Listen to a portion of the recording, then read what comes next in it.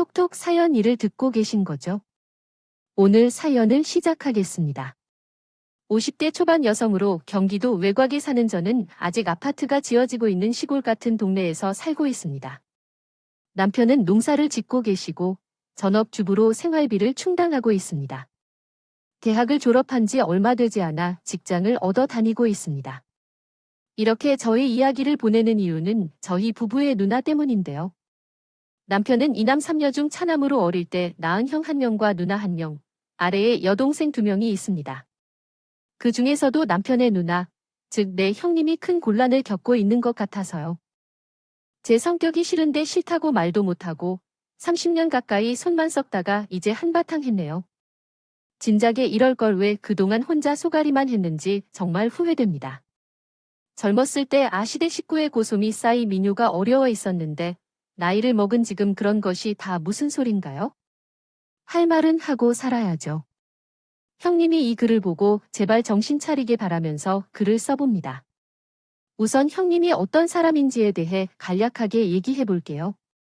형님은 남편보다 2살 많은 누나이고 결혼해서 딸 하나 아들 하나를 낳고 있습니다. 제보다는 5살이나 많지만 나이에 비해 철딱서니가 없는 게 특징이네요.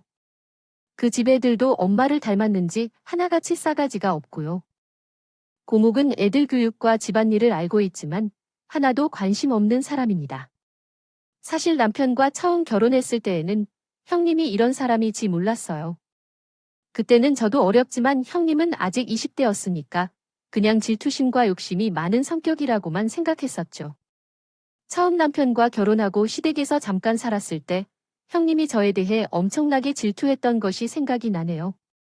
그때는 남편 옆에 있는 동안만 나를 불러내서 심부름을 시키거나 남편이 저를 찾으면 자기가 바쁘다고 둘러대는 등 제가 남편과 붙어 있는 모습을 못 보게 했어요. 그래서 그때는 남매 사이가 특별히 서로 가까운 것 같았는데 그런 것만 알았는데 나중에 남편한테 물어보니까 딱히 그런 것도 아니었어요. 그냥 집안에 새 여사가 한 번 들어오니까 관심이 그쪽으로 쏠리는 게 싫었던 것 같아요. 제가 임신하고 나서는 더욱더 질투가 심했어요. 남편의 제가 먹고 싶은 것을 사다 주기라도 아는 날에는 꼬모이고 내가 제 일처 하는데 나가면서 홀라당 자기가 먹어버리고 남편이 저에게 자상하게 대해주는 걸 볼 때면 아, 이 누가 보면 세상에서 혼자만 임신한 줄 알겠다라고 핀잔을 주었습니다. 저는 형님이 그럴 때마다 기분이 나쁘고 난처했지만 손이 사람이라 어째 방법이 없었어요. 그나마 다행이었던 건 아이를 낳은 후였어요. 아버지께서 집을 내주셔서 따로 살 수 있게 되어서 더 이상 형님과 일집에서 살 필요 없었으니까요. 그리고 분가 후에 형님과 같이 지내지 않으니 한결 편안해질 것 같더라고요. 임신 중에 몸은 무겁지만 마음은 편안하여 더 좋았습니다. 때때로 임신한 몸을 이끌고 시어머니 집에 방문할 때 형님이 다소 억지로 저에게 일을 시키거나 지시를 해왔지만요. 그리고 마침내 제가 예쁜 딸을 낳게 되었습니다. 그런데 아이를 낳은 지 얼마 되지 않아 형님의 결혼식이 있었어요. 저는 아직 몸이 회복되지 않아 도저히 참석할 수가 없었죠. 그때도 가족 행사에 참석하지 않는다고 얼마나 압박을 받았는지 모르겠어요.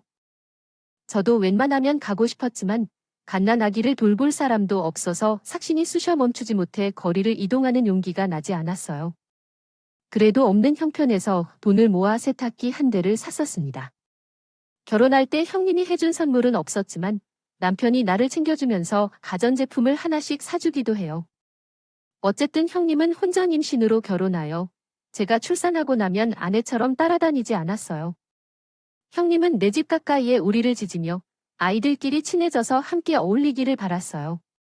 이렇게 아이들을 키우면서 자연스럽게 왕래가 자주 이루어지게 되었어요. 대부분 형님이 우리 집에 자주 놀러 오셨습니다. 형님은 고모부가 출근하시면 밥만 먹이고 바로 우리 집에 데리고 오셨어요. 그런데 이게 말이 놀러 오는 거지 알고 보면 그냥 제게 예를 맡기러 오는 것 같더라고요. 형님이 우리 집에 오자마자 하는 말이 늘 비슷했어요. 옳게 나왔어. 아, 호질 극 깨졌던 이 너무 피곤함에 나는 순찰 테니까 우리 민족이 좀 봐줘. 점심 먹을 때 깨우고 형님은 맨날 피곤하다는 듯 컨디션이 안 좋다고 하면서 들어오자마자 조카를 저에게 맡기고 소파에 눕히는 게 일상이 되었어요. 처음에는 진짜 피곤하신가 보다 싶었는데 민정이는 제가 잘 보고 있을 테니까 푹 쉬도록 했어요. 쉬세요라고 하고 조용히 덮어드리고 있는데 방법대가 보니까 좀 얼떨떨한 느낌이었어요. 그런데 소심한 성격으로 한마디 해내지 못하고 그냥 한숨만 푹 쉬었습니다. 그래도 조카가 제 딸이랑 잘 노는 것을 보면 예쁘다고 느꼈어요. 점심시간이 다가오면 어린이들끼리 싸울까봐 예의주시하면서 반찬을 만들었습니다. 또 형님을 깨우면서 입가에 흘린 침을 쓰다고선 허풍을 하면 식탁에 앉으세요. 형님은 제가 만든 밥을 먹으며 음식에 대한 타박과 종종 농담을 하시곤 했어요. 아, 뒤론 애들이 먹기에는 좀 짠 것 같았어요. 넣은 시집은 무슨 뜻인지 아직도 잘 모르겠어요. 여기서 음식 실력이 그리 좋지 않은 예가 있습니다. 그렇다고 해서 그런 얘기를 하지 말고 주말에는 우리 엄마에게 배워오세요. 형님은 음식이 짜거나 달다고 하는 말을 한 번도 하지 않았어요. 그리고 직접 해 먹여보지 않으면서도 형님이 우리 집에 항상 놀러오면서 먹는 걸 싫어한 적은 없었어요. 우리 집에서 제공해줬던 음식만 먹었으니까요. 가끔은 피자나 치킨을 주문해서 먹으려고 하는데 제 상황이 어려웠던 때에 그럴 때마다 정말로 어려웠습니다. 아버지는 큰 어머니에게만 재산을 전부 주셨고 우리에게는 현재 살고 있는 집 하나만 줬어요. 그리고 남편은 농사를 짓고 있지만요. 그렇게 잘 되지 않아서 세 식구가 겨우 입에 풀칠하는 수준이었어요. 그런데 형님은 맨날 와서 음식을 추내기만 하고 자꾸 뭘 차고 만하지. 이러니까 제 속에 답답함이 쌓여요. 형님은 우리 형편을 잘 아시는데도 왜 꾸준히 그러시는지 정말 이해할 수 없더라고요. 그래도 동네에 또래 친구가 있어서 제 딸이 조카랑 매일 같이 놀 수 있어서 그것만으로도 좋았는데 애들이 점점 커가면서 서로 사이가 좋지 않아졌어요. 조카가 제 딸보다 생일은 늦게 써도 키와 모습이 더 컸는데 욕심이 얼마나 많은지 조카가 제 딸의 장난감을 그렇게 빼앗아 갔어요. 그때 당시 유행하던 많은 영화를 함께 보았습니다. 있었는데 제 딸이 거기 나오는 요술봉을 너무 갖고 싶어 합니다. 한 달 내내 노래를 부르길래 어쩔 수 없이 비상금을 탈탈 털어서 사주었죠. 그리고 조카가 올 때는 혹시나 패킹일까 봐 침대 밑에 숨겨놓았는데 이게 어떻게 된 일인가요? 이영우 같은 기집애가 귀신같이 그걸 찾아서 홀랑 뺏어간 거 아니겠죠? 요술봉을 거두게 뺏기고 자지러지게 오는 딸을 달래느라 정말 혼났습니다. 저는 요술봉을 등지 숨기고 제1딸에게 매력을 해주는 조카를 잘 타일러 갔어요. 민정아, 이거 우리 수희가 아끼는 요술봉인데 혼자만 갖고 있지 말고 둘이서 사이좋게 놀아요.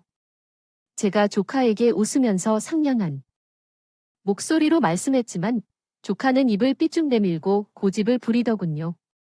히루, 이거 됐구나. 내가 이런 충이라서 그러는 거야. 조카가 고집을 부릴 때 제 딸은 더욱더 슬퍼할 터였어요. 형님께 조카에게 얘기 좀 잘해 주십시오라고 부탁하자 형님은 이렇게 말씀하셨습니다. 왜 가족끼리 이럴까? 수입이나 저것이고 다 그런 거지. 장난감 조작하면서 다 그런 거야? 왜 해? 보이는 대로 두고 그래? 귀걸이도 우리 민정이가 사줄 수 있는 똑같은 거 하나 더 세주면 되는데 그러자 민정이가 쓰는 게 그렇게 아깝다며 옳게 진짜 손하다. 저는 형님의 말에 할 말을 잃었어요. 더 이상 뭐라고 반박해야 할지 모르겠었습니다.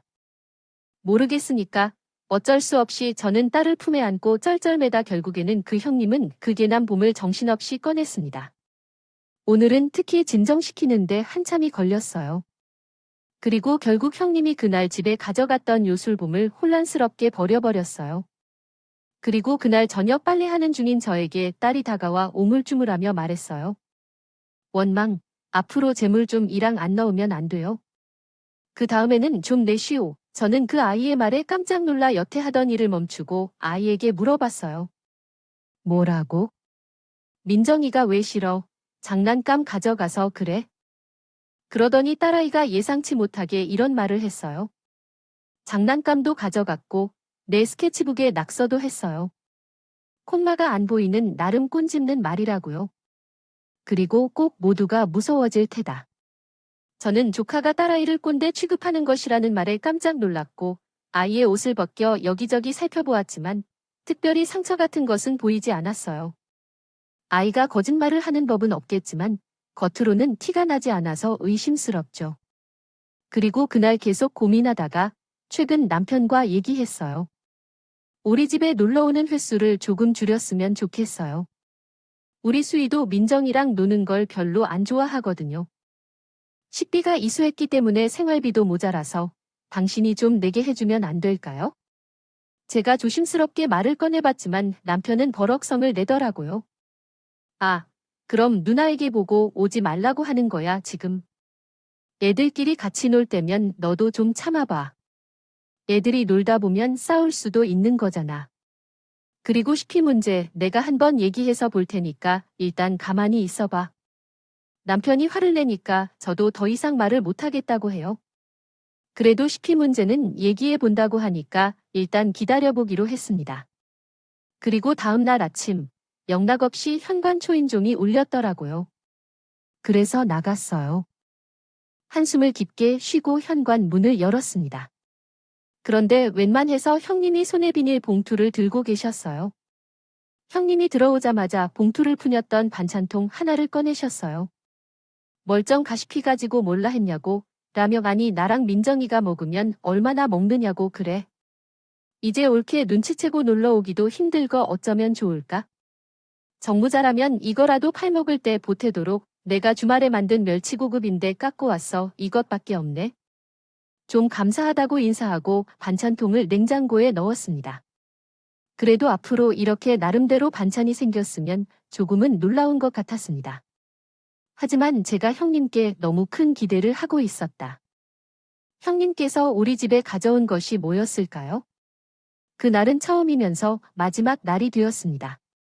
남편이 말할 때는 아주 잠시였고 다시 원래대로 돌아왔어요. 빈손으로 와서 먹고 가져가는 것은 아이들은 다음에 아껴두고 자신의 것을 가져가요. 조카가 제 딸을 못살게 구는 것도 여러 번 보았습니다. 저는 조카한테 또 뺏길까봐 아이한테 좋은 장난감 하나 사주려고 했는데요. 그리고 몇 년이 지나면서 애들이 학교에 들어가면서 왕래가 점점 줄어들었어요. 애들도 학교에서 친구를 사귀고 어릴 때보다는 손이 덜 가니까 형님도 굳이 우리 집에 오지 않겠다고 생각했을 거예요. 제 딸은 학교에 다니는 동안 저는 동네에서 손을 잡으며 생활비를 벌었습니다. 남편은 바쁜 농사 속에서 집에 잘 오지 않았어요. 농사라는 일은 엄청 많은데 돈은 그렇게 많이 벌지 않았어요. 그래서 우리 가족은 입맛에 맞춰 생활할 만큼만 살 수 있었죠. 외식을 하거나 주말에 가족끼리 놀러 다니는 일은 우리에게는 희소식이었어요. 고기 반찬도 자주 먹지 못해서 건배찬만 먹었답니다. 남편이 농사를 짓는 덕분에 우리는 어디서든 신선한 채소를 먹을 수 있었습니다. 그런데 생각해보면 남편이 농사지은 채소들을 형님이 정말 많이 주신 것 같아요.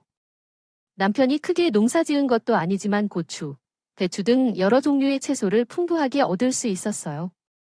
채소를 밭에서 재배했는데 형님이 철만 되면 찾아와서 농사지은 채소를 가져가 달라고 합니다. 남편은 자주 형님이라고 많이 주더라고요.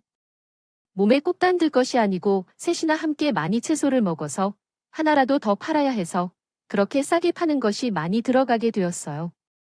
그런 것을 전혀 모르는 형님이 차에 배추를 많이 실어주는 남편의 모습을 보면서 놀랐어요. 그래도 최소한 조금 가져가지어서 다행이었어요. 요리 솜씨가 좀 있는 편이라 남편이 농사지은 채소로 고추장을 만들며 배추겉절이 등 다양한 요리를 만들어 함께 먹었는데 예전부터 우리 집에서는 매일 같이 밥을 함께 먹는 것을 좋아했어요. 먹던 형님이 제 반찬이 맛있었는지 알고 싶어서 서운해했어요. 예전에는 같이 밥 먹고 나서 반찬통에 조금씩 싸서 드렸었는데 요즘은 집에 안 오시면 전화로 애교를 부리면서 서화를 구하시던데요. 형님한테 전화가 오면 안부 전화가 아니라 주로 무언가를 부탁하시는 거예요. 최근에는 고추장을 요청하셨는데 지난번에 받은 것이 벌써 떨어진 상태라 좀 더 주시겠다며 부탁하셨어요. 이러한 전화가 올 때마다 속으로 내가 뭘 알고 있는 줄 알겠다 싶었어요. 우리 집의 고추장은 최종적인 용도로 빼주는 것이 아니라 친구들과 함께 공유해야 한다고 생각해요. 물론 조금씩은 드릴 수 있지만 형님은 너무 많은 양을 요구하셔서 어려움을 겪고 있어요. 맛있어서 주변 사람들과 나눠야 된다면서 몇 개의 통을 요청하시면 정말 당황스러워졌어요. 가져왔는지 몰라요. 그렇다고 재료값이라도 중앙. 모르겠는데 그런 것도 전혀 없었죠. 형님은 저를 통해서 그냥 공짜로 반찬을 얻어먹고 주변에 생색내기 딱 좋았던 거죠. 아주 그냥 몇 년을 우리 집에서 뜯어 가기바탕에 하는지 정말 꼴보기 싶었습니다. 그래도 애들이 중학교에 들어갈 때쯤 형님, 내가 지방으로 이사 가는 바람에 좀 나아졌어요. 60이 반찬을 보내달라고 전화를 하긴 했지만 예선처럼 집으로 찾아가서 달라고 한다던가 집에 있는 음식을 마음대로 가져가는 일은 없었거든요.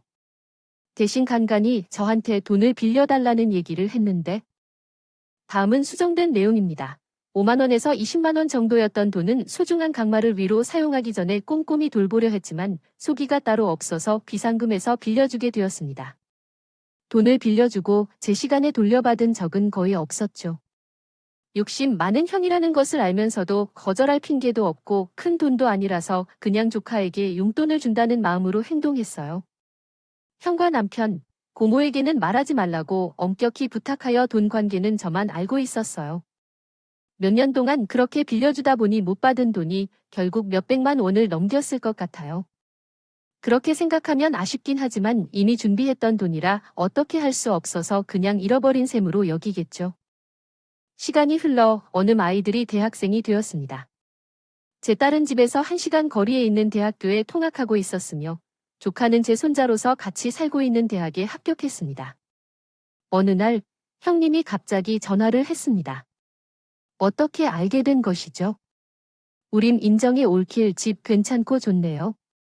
제 손자가 그 학교에 합격했는데요. 그래서 우림 인정이 당분간 집에서 지낼 것 같아요. 저는 당황하여 형님에게 물었습니다. 기숙사는 자리가 부족할 수도 있으니 불편하지 않으실까요? 제가 그렇게 물으니 형님이 웃으시며 황홀한 이야기를 하셨습니다. 제 집에는 아예 얽힌 이야기가 있다. 치아 통증을 호소하여 돈이 아깝다며 다른 지역부터 가짜 단위계를 구할 수 있으나 어렵다고 생각하여 근처로 올케는 뜻을 품고 있기에 민정이 이번 주말에 집을 비우고 보낼 계획이니 잘 챙겨주길 바라고 싶어. 저는 형님의 이야기가 너무 황당해서 말이 나오지 않았어요. 최소한 우리 집에서 십자저 싶다면 사전에 말을 해주어야 하는 거 아닌가요? 정상적인 사람이라면 대학원서를 넣는 일에 대해 먼저 연락을 한 후에 결정하겠지만 민종이 그쪽 지역의 대학에 붙으면 오히려 제가 그곳에서 당분간 생활을 하는 게 더 좋을까라고 물어봤어요. 정상인데요. 그러나 저희 집에는 한마디 말도 없이 박연희가 우리 집에서 지내는 것으로 생각하며 있는 원설이다. 불어넣었다는 게 정말 황당했습니다. 제가 차마 솔직하게 싫어하는 것을 표현하기 어려워서 돌려서 얘기하기로 했어요. 그러자 형님이 황당해하며 헛웃음을 짓고 저에게 말했습니다. 아니, 수희가 쓰는 방이 있잖아. 민정이가 손님이니까 선임에게 쓰라는 거야? 이렇게 너무 암담하게 할 필요 없어. 거실에서 지내도 불편하진 않지만 우리 민정이는 자기 방 있어야 해. 저는 형님에게 그렇게 받아주기 싫어서 그런 거 아니라고 말했습니다. 어쨌든 주말에 짐을 싸서 보낼 테니까 그렇게 해야겠습니다. 형님이 자기 생각만 말한 뒤에 전화를 2번 끊었습니다. 저는 너무 화가 나서 머리가 아프지만 어떻게 해야 할지 감이 잡히지 않았어요. 남편에게 이야기해봤자 받아들여 줄 것 같지 않아서 갈 뻔했습니다. 집안에서 내 편이라고 하는 사람이 없어서 큰 조카가 방을 잡아 앉게 되었어요. 그리고 그 주말에는 정말로 조카가 질책을 들으면서 집에 왔답니다. 딸에게는 정말 미안하지만 몇 달 동안 방을 양보해 줄 것을 요구하고 있어요. 조카가 구체적으로 얼마 동안 머물 것인가 정해온 것은 아니지만 몇 달 동안 살면 직업 불안이 해소될 것 같았거든요. 제 생각에는 그런 것 같았어요. 그날 이후로 우리 가족은 조카와 동거를 시작했습니다. 조카가 처음 우리 집에 왔을 때 형님은 아무런 연락을 주지 않았고 생활비에 대한 언급도 없었습니다. 친척이 아이를 남의 집에 맡길 때 생활비를 내는 것이 정상적인 것이라고 생각하지만 어린이라고는 할 수 없고 섬이기 때문에 다르다고 생각합니다. 오히려 생활비를 주겠다고 한다면 저희가 먼저 거절할 것이었고 조카와는 좋은 관계를 유지할 거였습니다. 그러나 공짜로 지내게 해주어야 하는데 그렇지 않다는 것을 보고 정말 화가 납니다. 또한 조카가 글쓰기에 문제가 있으면 형님이 더욱 불안할 것입니다. 그렇지만 조카는 우리 엄마를 따르면서 닮았는지 싸가지가 바가지인 거라고요. 재학생이나 된다면 본인이 먹은 밥글 쓴 건 손으로 치워야 되지 않나요? 심지어 빨리 한 번 개지 않고 갈아입은 옷은 빨리통에 집어넣지도 않았습니다. 학교는 공부하러 다니는 건지 아니면 술 마시러 다니는 건지. 매일 술만 진탕 먹고 와서는 받아들이게 돼서 거기에 옷을 훌러덩 벗어놓고 자느라 바빴어요. 그래서 어느 날은 제가 조카를 불러다가 상 봐주고 얘기를 했어요. 민정아, 학교 다니느라 바쁜 거 알지만 너도 이제 어린애가 아니니까 집안일은 좀 도와야 하지 않니? 적어도 방에 놓인 그릇은 치워야 하고 갈아입은 옷은 빨래통에 집어넣어야 해요. 우리의 1년에. 저렇게 말하자면 에이블의 축하를 받았어요. 그에 대한 대답으로 더라고요라고 하더라고요.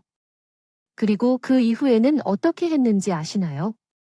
다 같이 밥 먹고 나서는 제가 먹은 그랜마 홀랑 설탕통에 넣어 놓았다가 제가 웃으면서 통에서 집어넣긴 했지만 결코 먼저 세탁기를 돌리거나 빨래를 개들게 하지 않았어요. 어떻게 그렇게 아이가 이기적인지 몰랐어요. 동네에서 고산을 놀라게 할 정도로 아이가 손 한 번 까딱도 안 하는 건 너무한 것 같았어요. 하지만 어릴 때부터 노력한 보람이 있었나 봐요.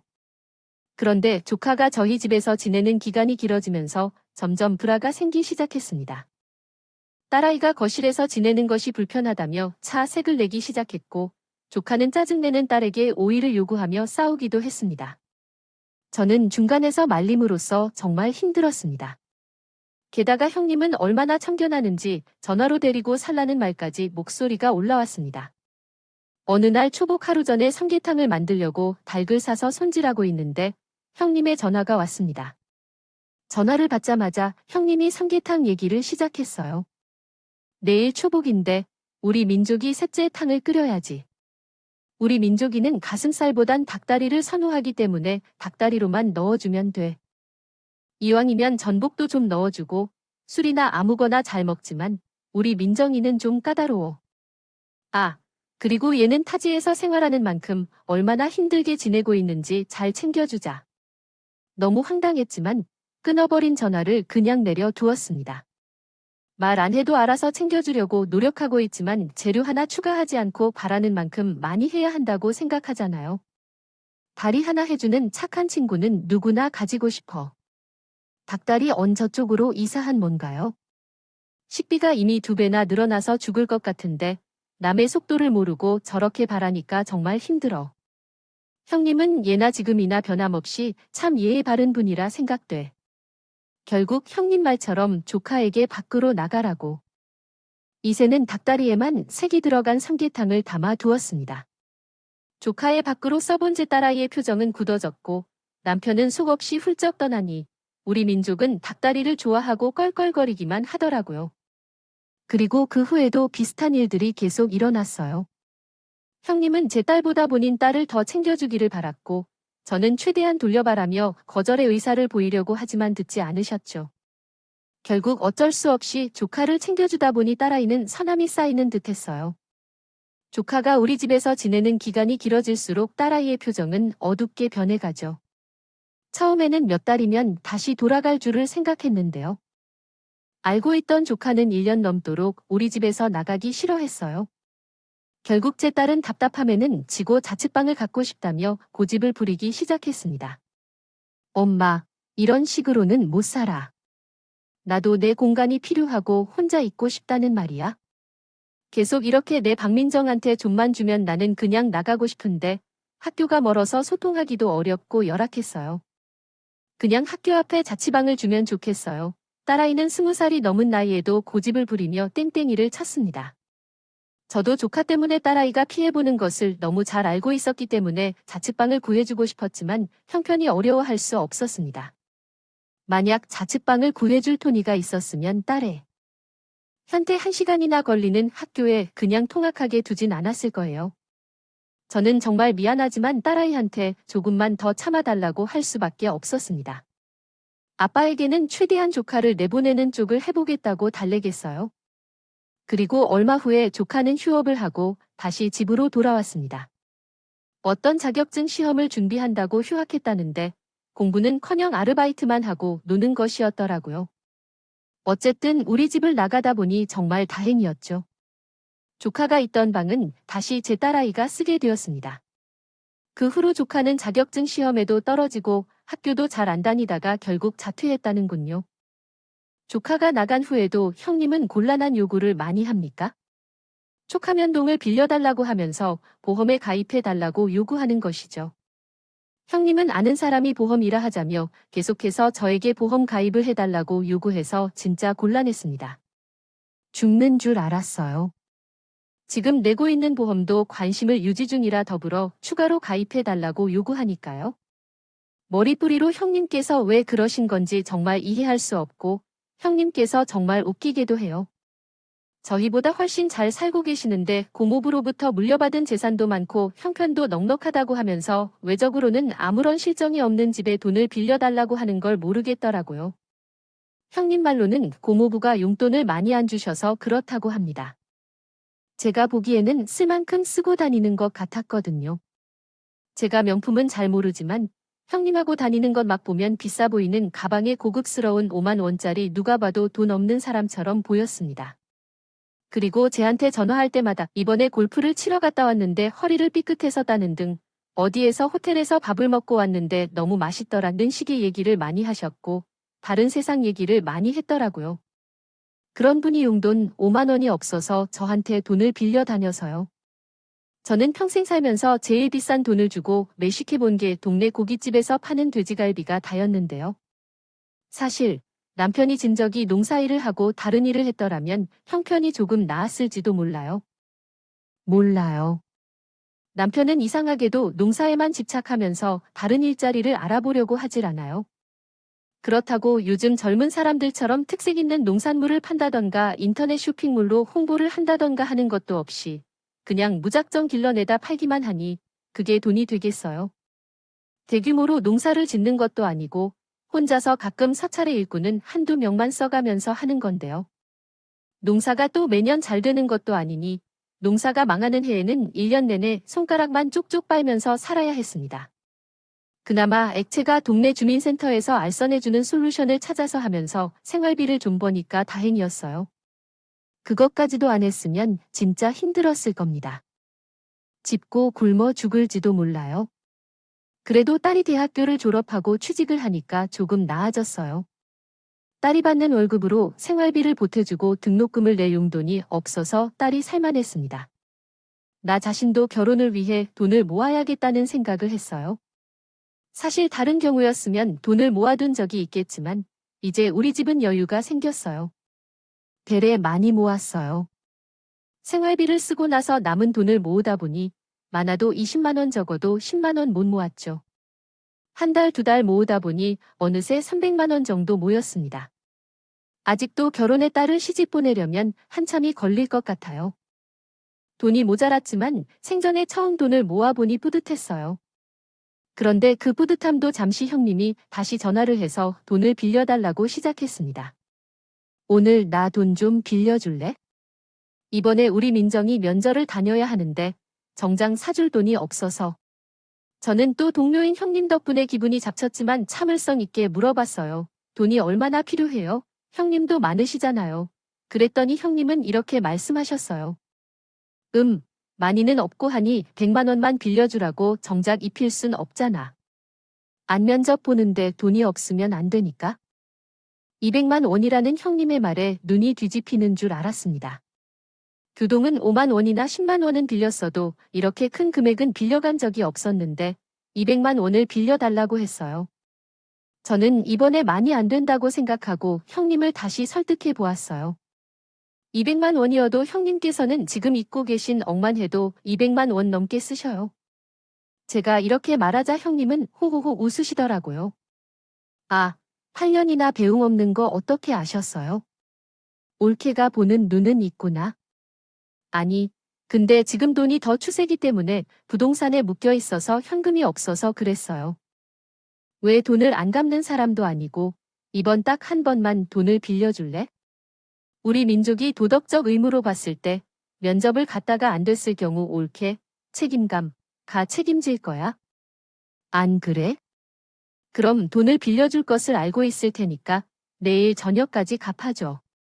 또한 일방적으로 자기 말만 하는 형님 때문에 분노가 치밀어 차오르지만 한편으로는 진짜 돈을 빌리다가 장래적으로 문제가 생기면 골치 아파할 것 같고 200만 원은 아니라 2천만 원이지만 돌려줄 생각이 없을까봐 걱정도 했어요.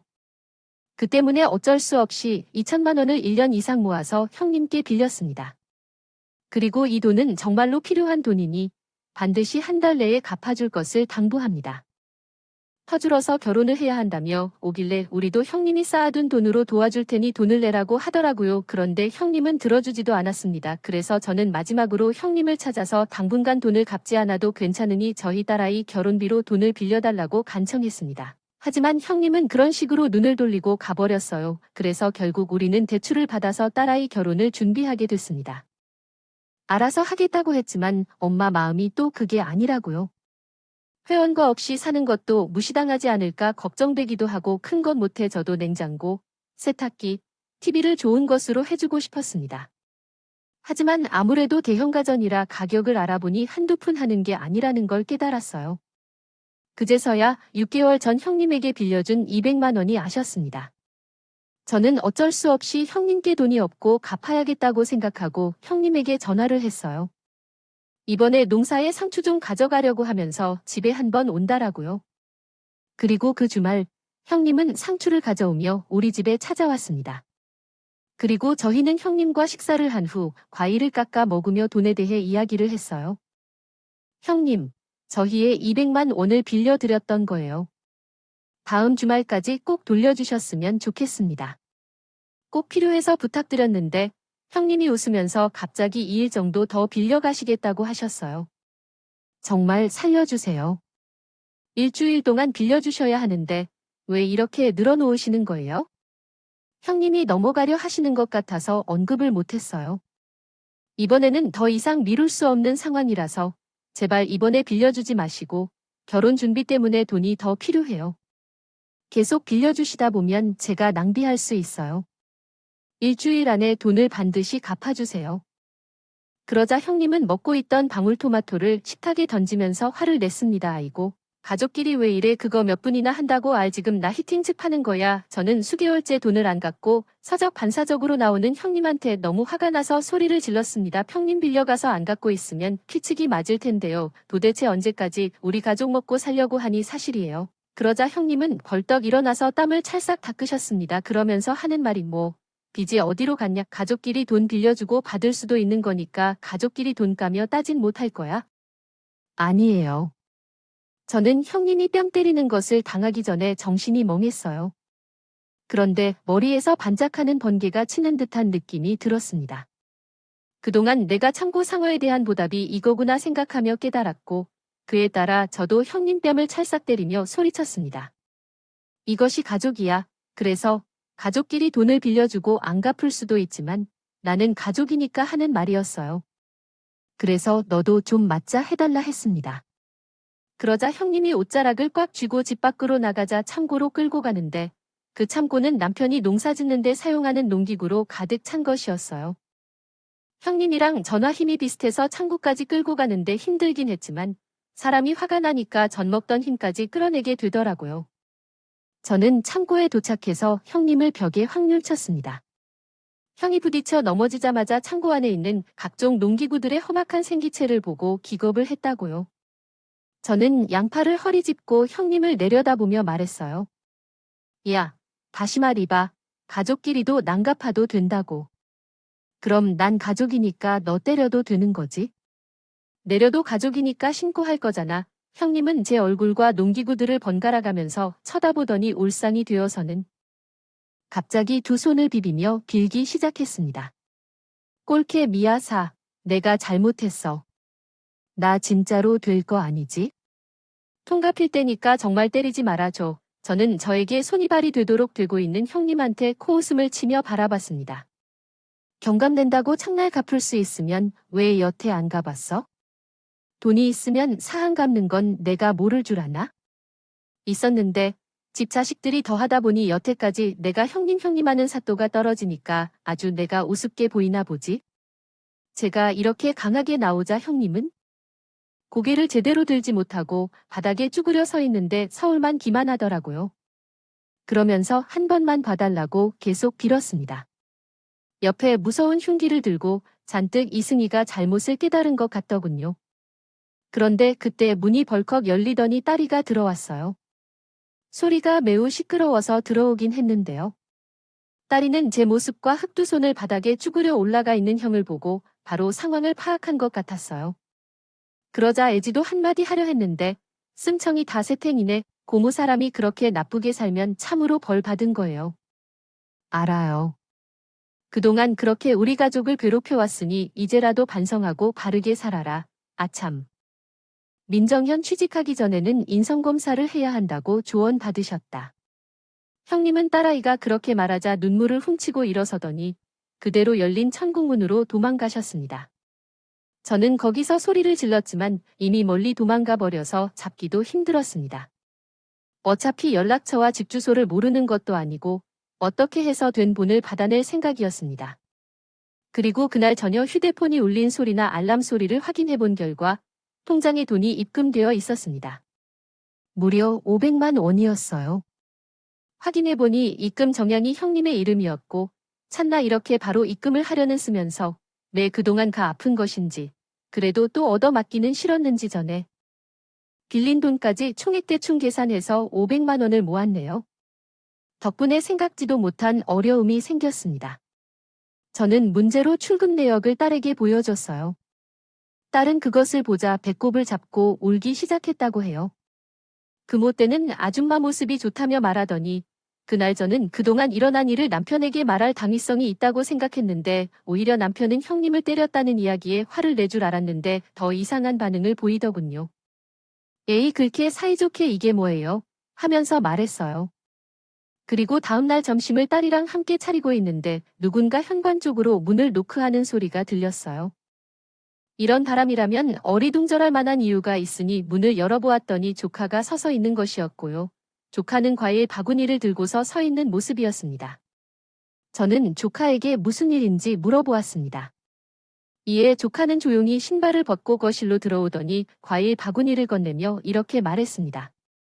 왜 수모와 전에 이 집에 살면서 예의 없이 행동한 것으로 죄송합니다. 늦었지만 여기서 지내게 해주셔서 감사해요. 그리고 민청아, 맨날 믿고 욕심내서 미안합니다. 조카는 고개를 숙이고 통째로 감동시키는 말을 하였습니다. 한다고 해요.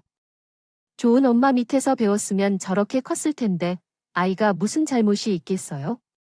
박아동 교육을 잘못 시킨 형님 탓이죠. 저는 조카가 사과라며 기분이 풀려 밥이나 먹고 가라고 달래었어요. 마침 주말이라 가족끼리 먹으려고 김치찜을 했는데 조카가 좋아하는 거라서 되었거든요. 그렇게 저는 조카에게 밥을 먹인 어등을 토닥여주고 집에 보냈습니다. 딸아이에게도 민정이가 이제 반성한 것 같으니 내 마음이 깁니다면 다시 사이좋게 지내보라고 했어요. 딸아이는 입을 삐쭉 내밀더니 제외하는 것을 보니 라고 하더라고요. 저란 딸아이는 더 웃겨서 한참을 깔깔한다고 해요. 웃었습니다. 그 일이 있은 지는 광조도 거의 2달 정도가 지났어요. 형님은 그 이후로도 가끔씩 전화를 하거나 집에 찾아오곤 했어요. 다만 달라진 점은 예전처럼 돈을 빌려달라거나 음식을 해달라고 하는 욕은 싹 없어지고 오히려 저희 집에 올 때 간식 하나라도 가져오더라고요. 제 눈치를 살짝 살피면서요. 제가 괴롭혔던 일이 있고 나서 무서워서 저한테 얼씬도 안 할 줄 알았는데 물색부터도 자꾸 찾는 걸 보니 그래도 30년 가까이 함께 해왔는지 점은 들었나 봐요. 그런데 솔직히 사람 성격은 하루아침에 바뀌지 않잖아요. 그래서 형님이 언제 다시 예전처럼 돌아올지. 돌아가게 될지 모르겠지만 혹시 형님 5년을 한 번씩 읽어보고 자신을 돌아본 적이 있으면 좋겠네요. 제 딸의 결혼식이 잠시 후에 있을 텐데 자신을 초대하지 않을까 봐 걱정하는 형님을 보내주면 좋겠네요. 한편으로는 우습기도 귀엽기도 하네요. 어쨌든 이제는 너무 어렵게 생각하지 말고 말하고 실천하려고 해요. 저도 이제 이 속이 참 편치 않아서요.